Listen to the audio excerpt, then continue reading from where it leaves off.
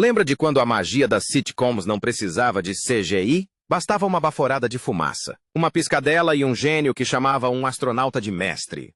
Essa era I Dream of Jeannie, a comédia da NBC de 1965 estrelada por Barbara Eden como Jeannie, Larry Hagman, Como, o astronauta, Major, Tony Nelson, Bill Daly como o leal amigo Roger Healy e Hayden Rohr como o sempre desconfiado doutor. Bellows. Ao longo de 5 temporadas e 139 episódios, a série misturou fantasia, comédia pastelão e muita tensão romântica enquanto Tony tentava, sem sucesso, manter os poderes de Jeannie em segredo.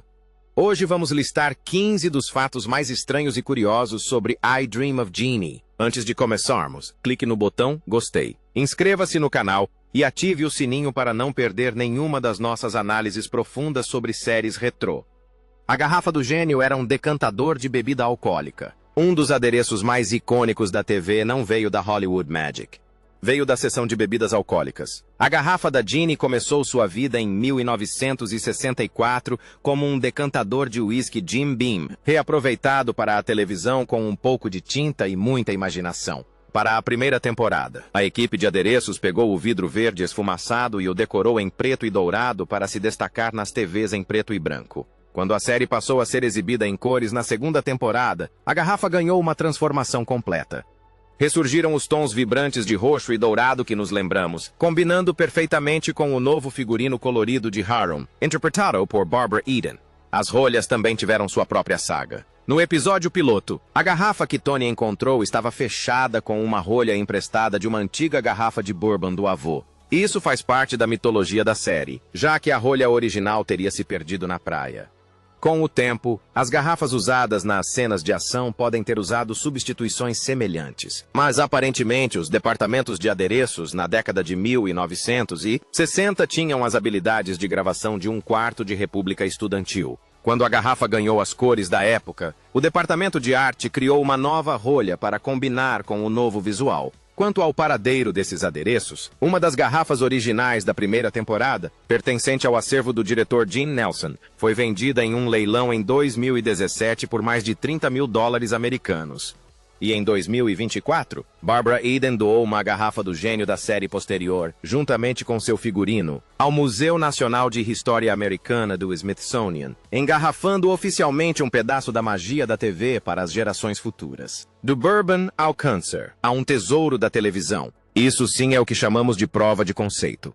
Barbara Eden filmou a primeira temporada grávida. Que coincidência! No mesmo dia em que a NBC aprovou a série I Dream of Jeannie, Barbara Eden recebeu uma notícia, estava grávida. Ela até contou para Sidney Sheldon que precisaria tirar uma licença. Em vez de procurar uma nova gênia, os produtores decidiram dar um jeito. Isso significou que os figurinos ficaram cada vez maiores e os véus cada vez mais numerosos. Mais tarde, Eden brincou dizendo que parecia uma tenda ambulante. O diretor a filmava da cintura para cima ou a colocava atrás de sofás e vasos de plantas como se ela estivesse brincando de esconde-esconde de sitcom. O momento mais ridículo aconteceu quando seu amigo, o diretor Gene Nelson, pediu que ela vestisse um biquíni para uma cena. Ela então revelou que estava grávida. Quando ela lhe mostrou o traje em seu camarim, a reação dele foi imediata. Rapaz, entendi o que você quer dizer. A solução rápida. Eles literalmente amarraram um pneu em volta da barriga dela e jogaram toalhas por cima para disfarçar a protuberância. Que efeitos especiais rudimentares. E lembre-se, isso foi em meados da década de 1960. A televisão ainda tinha pudor em relação à gravidez. I Love Lucy transformou a gravidez de Lucille Wall em ouro da comédia, mas a maioria dos programas simplesmente fazia as mulheres desaparecerem ou se esconderem atrás de móveis por 9 meses. O filho de Eden, Matthew, nasceu em agosto de 1965 durante um intervalo nas gravações, e quando o programa voltou, ela retomou sua vida normal como se nada tivesse acontecido. Enquanto os telespectadores assistiam ao Major Nelson tentando esconder um gênio da NASA, Eden e sua equipe realizavam um truque ainda mais difícil. Faziam uma barriga de grávida desaparecer usando apenas técnicas criativas de câmera e um pneu reserva. Jeannie e o Major Nelson se reencontraram em Dallas. 25 anos depois de Jeannie ter saído da garrafa pela primeira vez, Barbara Eden e Larry Hagman se reencontraram no horário nobre.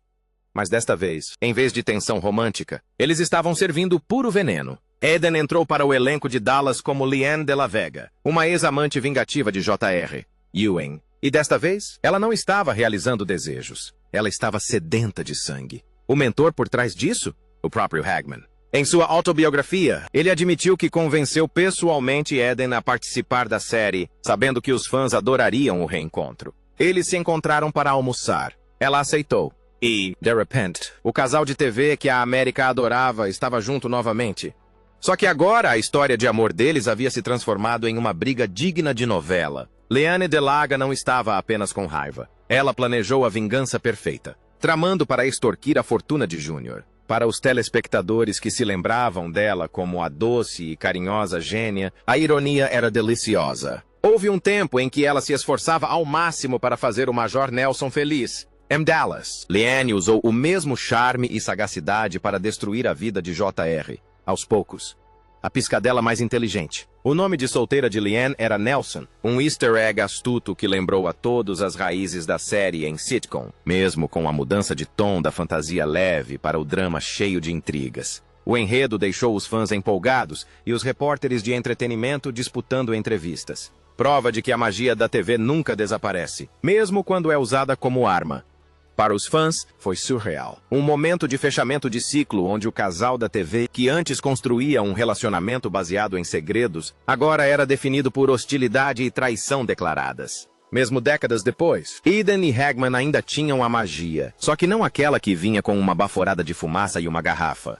A famosa música tema só chegou na segunda temporada. Todo mundo conhece o tema de I Dream of Jeannie, certo? Aquela musiquinha animada que gruda na cabeça e instantaneamente evoca a magia das sitcoms dos anos 60. Mas, surpresa, ela não estava na primeira temporada. A primeira temporada tinha uma valsa de jazz composta por Richard West e um narrador explicando a missão espacial de Tony e como o gênio foi parar naquela garrafa. Como se precisássemos de uma história para dormir antes da comédia começar. Era uma vez, em um lugar mítico chamado Kate Kennedy, um astronauta chamado Tony Nelson foi em uma missão espacial. O míssil subiu, mas algo deu errado e eles tiveram que trazê-lo de volta à Terra. O capitão Nelson pousou em uma ilha no Pacífico Sul, onde encontrou uma garrafa. Pelo menos parecia uma garrafa, mas não se comportava como uma. Dizem que Sidney Sheldon odiou. Ele achou sem graça, mais para um bar de coquetéis do que para a sitcom Sparkle. E aqui está a parte mais incrível. No início do desenvolvimento, os ícones pop Gary Goffin e Carole King chegaram a compor uma música-tema chamada Jeannie e a apresentaram a Sheldon. Imagine o programa sendo apresentado pela dupla responsável pela locomotiva. Uma vibe totalmente diferente, mas Sheldon recusou e ficamos com aquele número de jazz sonolento. Quando a NBC finalmente investiu em cores na segunda temporada, Sheldon viu a oportunidade perfeita para reformular tudo. Eis que surge o tema alegre de Hugo Montenegro, combinado com uma nova abertura animada do lendário Friz Freleng, dos Looney Tunes. Agora a série tinha energia, personalidade e uma identidade própria. E sim, até o tema que conhecemos tinha letra. Buddy Kaye escreveu versos sobre os poderes de Jeannie e a vida amorosa de Tony. Mas os produtores sabiamente os descartaram porque a melodia sem palavras funcionava muito melhor. Sem essa reformulação na segunda temporada, a série poderia ter caído no esquecimento, relegada ao cemitério das sitcoms dos anos 60. Às vezes, a música tema certa não apenas complementa uma série, como a salva. Como assim? Então, como o astro de I Dream of Jeannie descobriu que sua série havia sido cancelada, não foi por um produtor, nem por um agente, nem mesmo por um telefonema. Não. Larry Hagman recebeu a notícia de um segurança no portão do estúdio. Foi só isso. Foi assim que o Major Nelson foi demitido pela segurança. Bem, Hagman não ficou totalmente surpreso. Naquela altura, ele admitiu que achava que a série já tinha dado o que tinha que dar. Ele odiou o casamento forçado na última temporada, chamando-o de o prego no caixão que matou a tensão romântica. Além disso, ele estava frustrado com a forma como seu personagem era escrito. E bebia muito, o que só piorava as coisas no set. De certa forma, o guarda foi apenas a gota d'água para problemas que vinham se acumulando há anos. Mas o momento escolhido também dizia muito sobre a televisão em 1970. A NBC não estava apenas cancelando Jeannie, estava se livrando de toda uma leva de comédias conceituais dos anos 60. Os Estados Unidos estavam prontos para trocar gênios da lâmpada por comentários sociais, e a era das sitcoms escapistas estava dando lugar a All in the Family, Mary Tyler Moore e a TV mais socialmente consciente dos anos 70. Se isso acontecesse hoje, Hagman teria agentes ligando, assessores de imprensa trabalhando a todo vapor e um comunicado à imprensa seria publicado na Variety. Naquela época, você simplesmente aparecia no portão e um segurança dava de ombros, dizendo, desculpe, amigo. Bem-vindo a Hollywood. A infame proibição da Marinha. Só nos anos 70, um umbigo poderia provocar um escândalo nacional. A NBC ficou famosa por proibir Barbara Eden de mostrar o umbigo, transformando o figurino de Jeannie Harum no epicentro da moralidade na TV. Tudo começou como uma piada. O colunista Mike Connelly perguntou se a gênia sequer tinha umbigo e a NBC entrou em pânico, emitindo o agora lendário decreto sem umbigo. O resultado? Milhões de dólares em publicidade gratuita.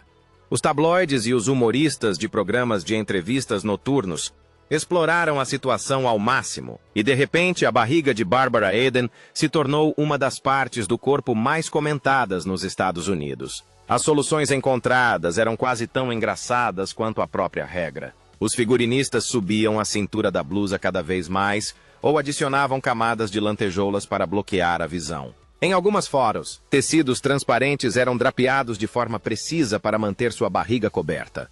As calças tiveram até que ser sombreadas para que não se visse muita perna. Segundo a própria Eden, houve reuniões inteiras no estúdio sobre o umbigo dela, como se fosse uma ameaça à segurança nacional ou algo do tipo. A hipocrisia era impossível de ignorar. No episódio da terceira temporada, Jeannie vai a Honolulu. Eden estava presa em um maiô enquanto figurantes usavam biquínis com o umbigo totalmente à mostra. Os fãs certamente notaram. Para piorar a situação, outras atrizes da série, incluindo a esposa do doutor, Bellow, puderam mostrar o seu sem problemas. A proibição da Marinha foi apenas parte da cruzada moral mais ampla da NBC. Jeannie e Tony não podiam dividir o quarto, e até os beijos eram mantidos discretos. Eden agora ri de tudo isso, brincando sobre como a emissora tratava seu relacionamento com um homem, enquanto ela apenas tentava manter a compostura naquelas reuniões. Pode ter sido ridículo, mas a regra de não ter um relacionamento com um homem transformou Jeannie em um alvo de críticas. Às vezes, a melhor publicidade é aquela que você nunca teve a intenção de criar. O casamento que arruinou a série. Na quinta temporada, a NBC estava desesperada por uma jogada de marketing para aumentar a audiência. Sua grande ideia, casar Tony e Dee. Porque, aparentemente, nada revitaliza uma série como eliminar a premissa central que a fazia funcionar. O criador Sidney Sheldon lutou contra a ideia, mas o executivo da NBC, Mort Werner, insistiu bastante. Ele citou o caso de Agente 86, onde o casamento de Max em 99 havia impulsionado a audiência. Diante do risco de cancelamento, Sheldon cedeu e, em 1970, os Estados Unidos sintonizaram para assistir ao Major Nelson dizer sim. Foi um desastre. Toda a série havia sido construída sobre a tensão do será que eles vão ficar juntos ou não? E os segredos guardados, o caos mágico desencadeado pelo gênio, enquanto Tony se esforçava para salvar sua carreira na Força Aérea.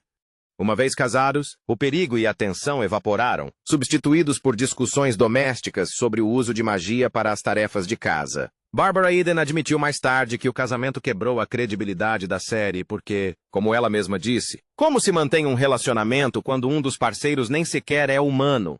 E os fãs concordaram. Pior ainda, o casamento criou uma enorme lacuna na continuidade da série.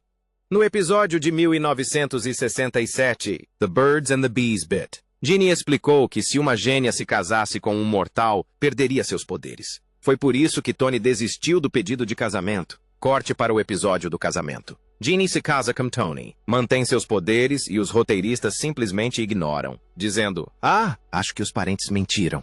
Que esperto! A NBC investiu pesado na promoção, organizando um verdadeiro circo midiático na base aérea de Patrick, na Flórida, com direito à imprensa, celebridades e até o governador do estado. Eles trataram o evento como o casamento real da TV, na esperança de salvar a série com um espetáculo grandioso. Em vez disso, o casamento marcou o começo do fim.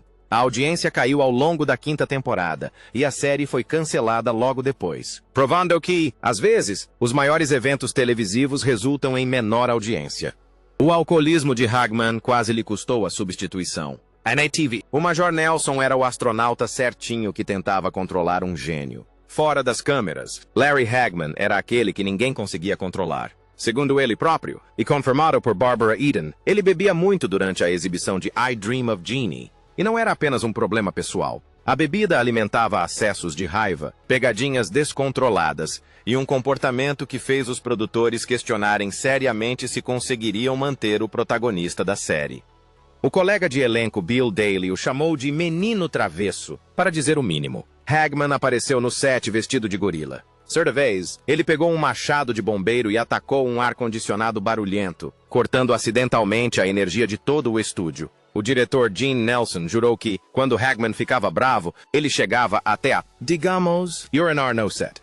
Não era exatamente a energia saudável de sitcom que a NBC estava vendendo. E o caos não era apenas para dar risada. Hagman estava frustrado. Ele odiava ser o cara sério enquanto Barbara Eden recebia toda a atenção e achava que os roteiristas se importavam mais com a mágica de Jeannie do que com as reações de Tony. Esse ressentimento transparecia em seu comportamento no set. Os produtores ficaram tão irritados que esboçaram um plano para substituí-lo por Darren McGavin. Sim, o velho de A Christmas Story. Havia um enredo inteiro planejado em que Jeannie terminaria com Tony, mas Barbara Eden vetou a ideia. Ela disse aos produtores, acho que seria uma tolice trocá-lo no meio da série. A lealdade dela salvou o emprego de Hagman. Mais tarde, Hagman admitiu que pensou que o incidente com o machado acabaria com sua carreira e até agradeceu a Eden por mantê-lo empregado. A ironia em Jeannie é que ele era o cara que tentava, sem sucesso, controlar o caos. Em Dallas, ele se tornou J.R. Ewing, o homem que controlava tudo. A história de origem reescrita. Se você assistir apenas a primeira temporada de I Dream of Jeannie, descobrirá que Jeannie não nasceu mágica. Ela era uma mortal amaldiçoada a se tornar uma gênia pelo sinistro Blue Jean. Isso lhe conferiu um toque trágico. Antes humana, agora condenada a viver em uma garrafa. Na terceira temporada, esqueça tudo isso. De repente, Jeannie sempre foi uma gênia. Seus pais, gênias. Sua irmã, uma gênia. Olhe para a bola de cristal. Basicamente, toda a árvore genealógica dela brilhava com efeitos de fumaça. O ângulo da maldição trágica desapareceu, substituído por um desfile de parentes gênios excêntricos que apareciam para causar o caos. A maior contradição, na primeira temporada, Jeannie relembrava seus pais camponeses da terra natal. Nas temporadas seguintes, esses camponeses se transformaram em gênios poderosos, incluindo sua mãe travessa, Qui, numa reviravolta divertida, também foi interpretada por Barbara Eden. E quanto ao Jean Azul, ele apareceu na estreia da segunda temporada, Happy Anniversary, em 1966, interpretado por Michael Ansara, que por acaso era o marido de Barbara Eden na vida real. Imagine filmar uma cena com seu captor maligno e todo-poderoso, que na verdade é seu cônjuge, e depois ir para casa jantar com ele. Então, por que a rivalidade na reescrita? A feiticeira estava fazendo um enorme sucesso com a família mágica de bruxas e feiticeiros de Samantha, e os produtores queriam que o gênio tivesse a mesma flexibilidade narrativa. Mais parentes significavam mais travessuras mágicas e menos explicações sobre o passado a cada semana. A ironia é que, no filme de reunião de 1985, Eu Sou um Gênio, 15 anos depois, eles voltaram à ideia original da maldição. Jeannie conta ao filho que foi engarrafada por um Jean com quem se recusou a casar. Mesmo décadas depois, os roteiristas sabiam que a trágica história da humana amaldiçoada tinha mais impacto do que uma sitcom familiar com um gênio. Isso simplificava os enredos semanais, sem dúvida, mas também comprovava uma verdade clássica das sitcoms. Quando a mágica funciona, não complique demais a história. Hagman disse, não. Para a maioria dos fãs, Jeannie e Major Nelson eram inseparáveis. Então, quando a NBC ressuscitou a franquia para filmes de reunião nos anos 80 e 90, era de se esperar que ambos os astros aparecessem. Mas Larry Hagman não estava em lugar nenhum. O primeiro filme, Jeannie é um Gênio, 15 anos depois, em 1985, trouxe Barbara Eden de volta ao papel. Bill Daly voltou como Roger Healy e Wayne Rogers. The Mash foi escalado para interpretar Tony. Alguns fãs não gostaram da ideia. Bem, talvez eu fosse um deles. Eu sou um desses fãs. Jeannie com qualquer outro ator que não fosse Hagman simplesmente não parecia certo. Enfim, naquela época, Hagman tinha projetos mais ambiciosos para resolver. Ou melhor, projetos mais ambiciosos para explorar. Ele era J.R. Ewing M. Dallas, o homem mais odiado da TV aberta. E não era só o protagonista, ele também produzia e dirigia. Segundo consta, a reunião foi filmada durante o verão, que por acaso era seu único período livre, e ele disse sem rodeios a Eden que não abriria mão disso. Mais tarde, ela disse que entendia. Dallas era um fenômeno global. Francamente, o salário era bem diferente do de um filme nostálgico feito para a TV. O segundo filme, I Still Dream of Jeannie, de 1991, abordou o assunto de forma irreverente. Tony estava em uma missão espacial, e o vilão era interpretado por Ken Kirchhoff, o arqui-inimigo de Cliff Barnes Jr., em Dallas. Uma piada interna engraçada, sem dúvida, mas a magia simplesmente não existia sem Hagman. O contraste não poderia ser mais nítido. Eden abraçou seu legado de gênio, participando alegremente de reuniões, convenções e especiais de aniversário. Hagman abandonou a corte da garrafa, escolhendo JR em vez de Tony todas as vezes. Para os fãs, os filmes de reunião foram uma lembrança agridoce. Barbara Eden ainda acreditava, mas o Major Nelson já havia partido para South Fork. Barbara Eden conseguiu o papel graças a outro filme do gênio. Barbara Eden não caiu na garrafa do gênio por acaso, ela praticamente já nasceu qualificada. Em 1964, ela estrelou A Garrafa de Bronze, interpretando Sylvia Keaton, uma noiva cuja vida vira de cabeça para baixo quando seu noivo liberta acidentalmente um gênio. Quando Sidney Sheldon viu o filme, ele também pensou assim. Observando Eden lidar com o caos mágico com a dose certa de charme e exasperação, ele percebeu que ela poderia inverter os papéis e ser a gênia desta vez. E aqui está a grande sacada. Eden nem deveria estar na disputa. Sheldon estava obcecado em encontrar uma morena. Ele fez testes com o que chamava de todas as morenas bonitas da cidade, porque a última coisa que os produtores queriam era outra mulher mágica loira competindo com a feiticeira. Samantha Stevens já tinha esse território praticamente garantido, mas uma morena após a outra não deu certo.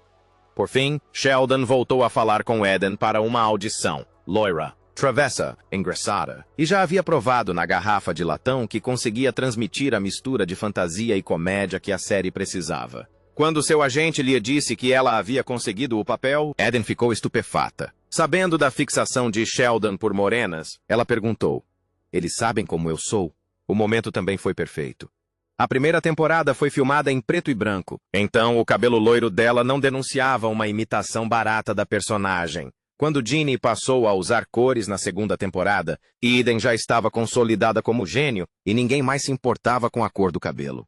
Então, depois de fazer testes com todas as morenas que Hollywood conseguiu encontrar, Sheldon acabou contratando uma loira cuja atuação como gênio fez história na TV. Às vezes, as regras não importam. O que importa é o ator certo. A gênia ganhou seu próprio desenho animado com Mark Hamill. No início dos anos 70, I Dream of Jeannie já havia encerrado sua exibição original, mas as reprises eram constantes. E na matemática da televisão, reprises mais crianças é igual a desenho animado. Então, em 1973, a Hanna-Barbera decidiu dar à gênia o tratamento de desenho animado de sábado de manhã. O resultado foi um programa que quase nada tinha a ver com I Dream of Jeannie, exceto tecnicamente pela parte da gênia. Primeiro, eles dispensaram Barbara Eden e transformaram Jeannie em uma ruiva de 16 anos dublada por Julie McWhorter, porque os executivos dos desenhos animados de sábado de manhã decidiram que gênias adolescentes eram mais comerciais do que mulheres adultas. O novo mestre do gênio era Corey Anders, um surfista adolescente da Califórnia, dublado por Mark Hamill, antes de se tornar Luke Skywalker. Além disso, a série também adicionou Babu, o atrapalhado aprendiz de gênio, dublado por Joe Besser.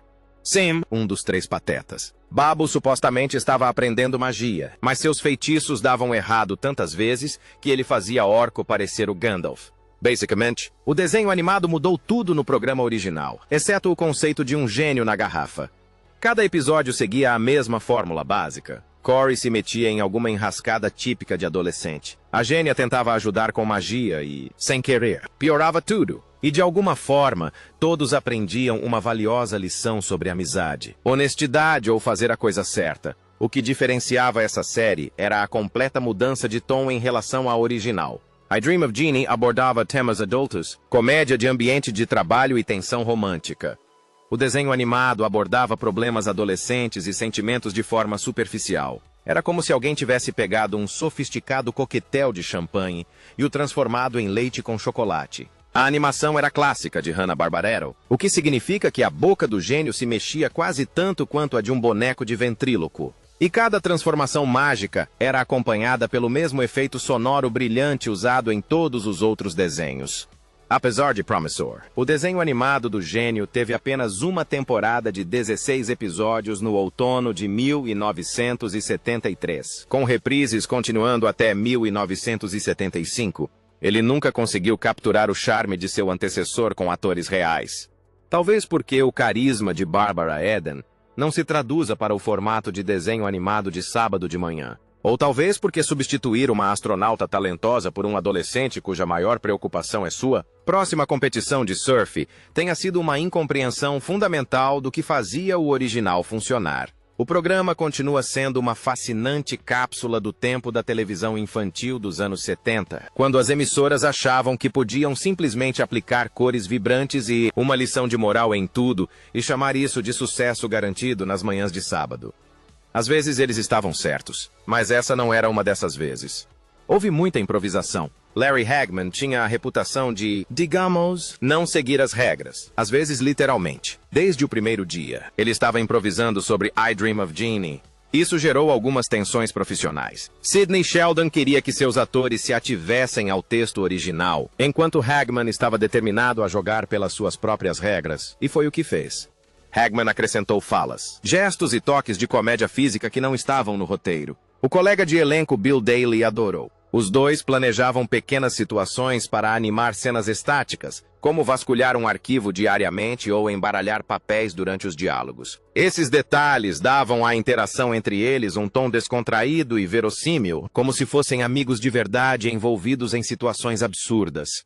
Barbara Eden admitiu que as surpresas de Hagman às vezes a pegavam desprevenida, mas chamou a química entre eles de mágica. Quando ele improvisava e a pegava desprevenida, suas reações genuínas acabavam na tela. E essa autenticidade é parte do que conectou o público. Claro que nem tudo era diversão para a equipe com a agenda de uma sitcom dos anos 60. Filmar rápido, seguir o roteiro, passar para a próxima. As improvisações de Hagman podiam ser exasperantes. Sheldon achava que isso atrasava tudo. Hagman achava que era a única maneira de impedir que o Major Nelson se tornasse um personagem caricato e sem graça. Essa disputa criativa durou toda a temporada. E no fim, Sheldon conseguiu seus roteiros. Hagman conseguiu suas risadas e o público ganhou um Tony Nelson que parecia um cara real preso em uma situação completamente irreal. Nada mal para um monte de improvisos que nunca deveriam ter acontecido. A vizinhança compartilhada. Já teve a sensação de que o Major Nelson e o Dr. Bellows moravam perto demais de Samantha e Darren Stevens? É porque moravam mesmo. Suas casas não eram apenas vizinhas de espírito. Elas ficavam literalmente lado a lado na Rua Blondie, no terreno dos fundos do Rancho Columbia, em Burbank. A mesma estrutura da casa serviu tanto como a mansão dos Bellow em Jeannie, quanto como a casa dos sonhos suburbana dos Steven em A Feiticeira. A única coisa que separava a psiquiatra paranoica da bruxa nervosa eram algumas demãos de tinta, algumas persianas trocadas e um novo conjunto de móveis de jardim. A casa dos Steven ganhou um charme aconchegante da Nova Inglaterra para A Feiticeira, enquanto a mesma estrutura se transformou em um moderno e impecável estilo californiano para a família Bellow em Jeannie. Isso não é mágica da TV. É uma equipe de cenografia exausta trabalhando em regime de hora extra. E a Blonde Street não era apenas um beco sem saída do gênio e das bruxas durante os anos 60 e 70 e além. Ela apareceu em Oswaltons, Férias Frustradas de Natal. Sim, a fonte dos amigos ficava bem ali na esquina. Se você já fez um tour pela Warner Brothers, basicamente passou pelo bairro do Gênio sem nem perceber. Mas em 2023, tudo foi demolido para dar lugar a novos e reluzentes estúdios de gravação. Os fãs ficaram arrasados. Um pedaço inteiro do paraíso das sitcoms desapareceu. Para quem cresceu com Barbara Eden piscando ou Elizabeth Montgomery mexendo o nariz, foi como se Hollywood tivesse atropelado nossa infância. No fim das contas, o único truque de mágica foi convencer os telespectadores de que uma rua em Burbank poderia representar metade dos subúrbios americanos. A irmã gêmea Maddie Jeannie nasceu de uma rivalidade entre sitcoms. Nada grita televisão dos anos 60 como duas loiras mágicas em duelo. Tanto I Dream of Jeannie quanto Bewitched eram produções da Screen Gems, ambas centradas em uma mulher deslumbrante com poderes sobrenaturais e constantemente comparadas uma à outra. Mesmo que Barbara Eden e Elizabeth Montgomery fossem colegas cordiais nos estúdios, a Screen Gems explorou bastante a rivalidade. Apresentamos a irmã morena e malvada de Jeannie Dorr. A personagem foi claramente concebida para ser uma espécie de eco da prima travessa e enfeitiçada, Serena, também interpretada por Montgomery. Mas enquanto Serena era uma encrenqueira de espírito livre, a Gênia 2 era pura maldade. Ardalosa, invejosa e constantemente tentava roubar o Major Nelson de sua irmã. Era o clichê da gêmea má levado ao extremo. O roteirista James S. Henderson, um prolífico colaborador da Screen Gems, que também escreveu episódios de A Feiticeira e A Noviça Voadora, criou a personagem como parte da estratégia do estúdio para acompanhar o sucesso de suas próprias séries. A Gênia 2 apareceu em vários episódios ao longo da série, dando a Eden a chance de interpretar personagens doces e sensuais, inocentes e ardilosas, tudo no mesmo sitcom de 25 minutos. Os fãs adoraram. De repente, a corrida armamentista entre bruxas e gênios não era apenas sobre quem tinha os parentes mais excêntricos, era sobre qual série tinha a melhor gêmea maligna. E para muitos, a astúcia da gênia 2 a tornou a vencedora indiscutível. 2 gênios pelo preço de 1. Bem, isso não é apenas uma reviravolta típica de sitcom. É a Screen Gems sabendo exatamente como extrair cada gota de magia de sua estrela. E pronto. 15 fatos curiosos que comprovam que Gênio da Galáxia foi tão insano nos bastidores quanto nas telas.